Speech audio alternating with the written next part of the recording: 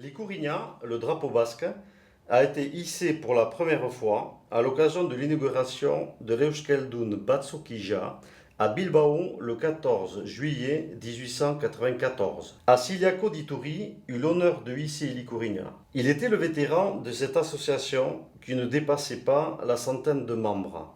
Il était âgé de 50 ans. Le drapeau prétendait être une translation du symbole qu'avait la Biscaye à cette époque, à savoir son écusson pour en faire un drapeau qui initialement représentait ce territoire. Il a été dessiné par les frères Sabino et Luis de Arana. Dans cette translation, les éléments qui se retrouvèrent dans le drapeau furent le fond de l'écusson qui représentait selon eux le peuple de Biscaye et qui devait être en rouge.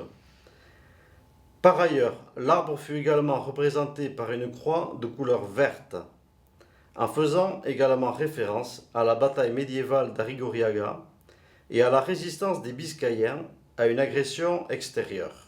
Surtout, ils placèrent dans cet ensemble la croix blanche qui dans l'écusson apparaît derrière l'arbre. Partant de là, l'Ikurriña a été utilisé par ces premiers nationalistes basques. Il devint de plus en plus populaire et dépassa l'idée initiale de ses concepteurs en tant que symbole exclusif de la Biscaye. Il finit par devenir un symbole qui allait bien au-delà d'un parti politique et d'un territoire pour devenir un symbole de tous les Basques.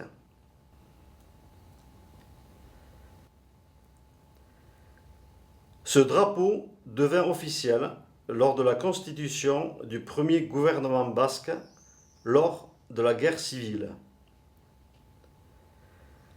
Ce symbole est officialisé par ce gouvernement basque à l'initiative du socialiste Santiago Aznar en changeant uniquement les dimensions des deux croix, en les rendant plus larges afin de mieux les voir, des bateaux en situation de combat.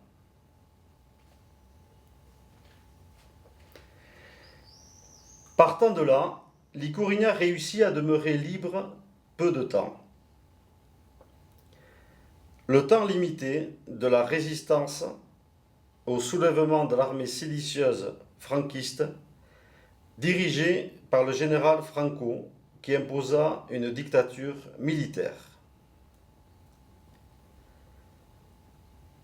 Durant cette époque dictatoriale, l'Ikurriña fut interdit, comme tant d'autres choses, en tant que représentation d'une idée et d'un symbole basque. Il fut uniquement possible de le cacher ou de réaliser des actions de résistance avec les moyens du bord.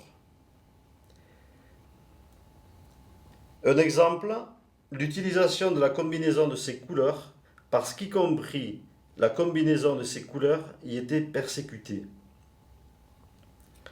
Le rouge, le vert et le blanc étaient interdits durant la dictature franquiste dans les vêtements, ceintures et dans n'importe quelle combinaison. À la suite de la guerre, les premiers groupes de dansali utilisèrent une stratégie qui fut de mettre un vêtement blanc, un béret rouge avec un guéricot, une ceinture de couleur bleu verdâtre qui pouvait être qualifiée de bleu lorsque la police inspectait ou intervenait. Mais dans leur imagination, les spectateurs y voyaient la combinaison du rouge, blanc et vert persécuté. Durant la dictature, l'Ikurriña fut le symbole de la résistance, un élément de lutte avec des peintures dans les murs, des lancers d'objets composés de ces trois couleurs, des Ikurriñas suspendus dans des câbles électriques pour éviter qu'ils soient retirés, ou même l'Ikurriña fut hissé au sommet de cathédrales, d'églises, comme celle de la cathédrale de Burgos. L'Ikurriña réussit une nouvelle fois à aller au-delà de son sens initial. De même que dans le symbole initial biscayen, il devint un drapeau pour tous les Basques. De même, dans ce terrible contexte de la résistance et de la répression dictatoriale, l'Ikurriña devient non seulement le symbole d'une patrie, mais aussi un symbole de liberté. J'espère qu'il ne cessera jamais de l'être.